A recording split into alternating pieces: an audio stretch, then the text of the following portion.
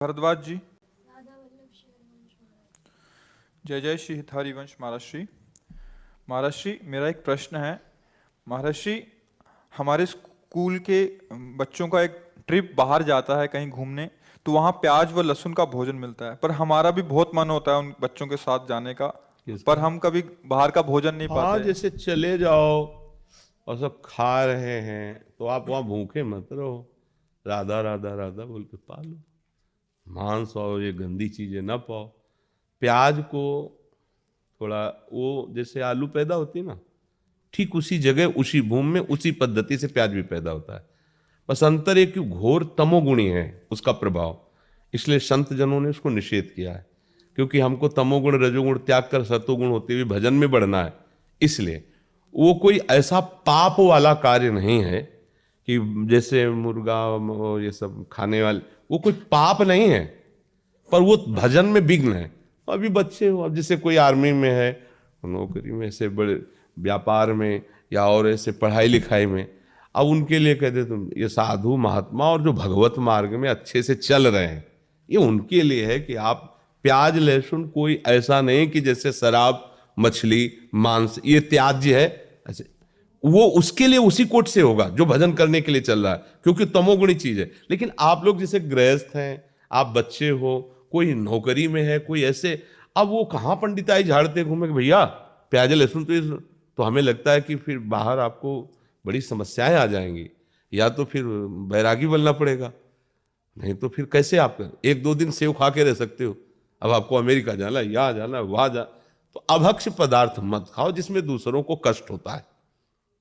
ये हम अनुमति नहीं दे रहे, आज्ञा नहीं कर रहे कि सब खाओ, हम उनकी बात करें कि जो समस्या है। अब जैसे कोई ये नौकरी पेशा में लगे, अब उनको जाना है इधर उधर टूर में, उनको कहाँ बताएं कि कैसे, तो ये कोई पाप नहीं है। एक होता ना कि ये खाना पाप है, जैसे आप मांस खाओगे ये सब, ये पाप है। ये पाप नहीं, पर तमोगुण है, ये भजन का विरोधी भाव पैदा करेगा, इसलिए इसको मना किया जाता है। तो अभी तो तुम बच्चे हो, ना खाओ, अच्छा है, आदत मत बिगाड़ो, पर आप गए हो सब पा रहे हो, तुम भूखे बैठे रहो, तो हमें लगता है कि अभी बच्चे हो, ये आपके लिए शायद है कि ऐसा ठीक ना रहे। ठीक है, क्योंकि अब मान लो 2 दिन के लिए गए, 3 दिन के लिए, अब सब पा रहे हैं, तुम बैठे देख रहे हो, तो कैसे रह पाओगे। थोड़ा और सयाने हो जाओ, फिर ये निष्ठा बन जाए तो कभी मत पाना। एक दिन उपवास भी कर सकते हो, फलाद भी खा के रह सकते हो, पर वो देखो जिस मार्ग में चले उसमें थोड़ा सा समझ के चले।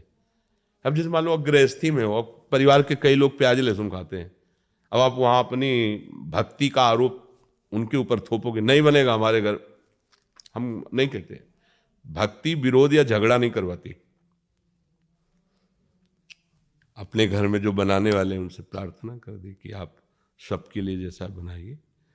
हम अपनी श्री जी के लिए चाहते हैं, अगर आप बना सको तो थोड़ा बिना प्याज लहसुन का अलग पात्र में छोंक दो, रोटी वही दे दो, हम भोग लगा पा। राधा राधा राधा। झगड़ा कलह अशांति ये सब ठीक नहीं है। भक्ति तो बहुत, राक्षसों के बीच में रहकर भक्ति कर रहे हैं विभीषण जी, आसपास जहाँ जिंदा आदमियों का मांस खाने वाले नरभक्षी राक्षस, ऐसे जिंदा, जैसे अपने लोग ककड़ी खीरा खाते ना, ऐसे वहाँ रांधने की जरूरत नहीं, ऐसे जिंदा गाय भैंसा ऐसे खाते हो।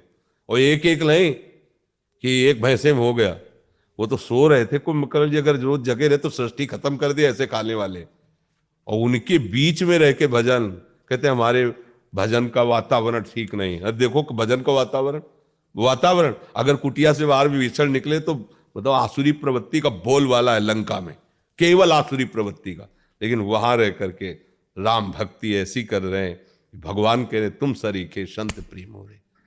तो अभी आप, हमें लगता है इस बात पे ना हट करना, अभी आगे जब बड़े हो जाना तो आप सुधार कर लेना। ठीक है, गंदी चीज मत पाना, जैसे मांस है, अंडा है, मछली, ये जिसमें दूसरों को दुख हो पीड़ा हो, तो ऐसे नहीं पाना। गुरुदेव भगवान मैं कहीं पे किसी के घर पे भी नहीं खाता।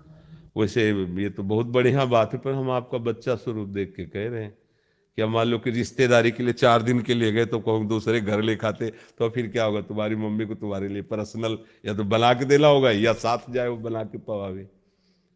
तो देख लो, जैसा वैसे विवेक यही कहता है कि जहां जैसी परिस्थिति हो, हाँ दीक्षा लेने के बाद फिर ये तुम्हारे लिए अनुमति नहीं कि परिस्थिति, क्योंकि अब वो तुमने प्रमाण ले लिया कि अब हरि अब नहीं। ये तो हम जनरल ऐसे ही बोले।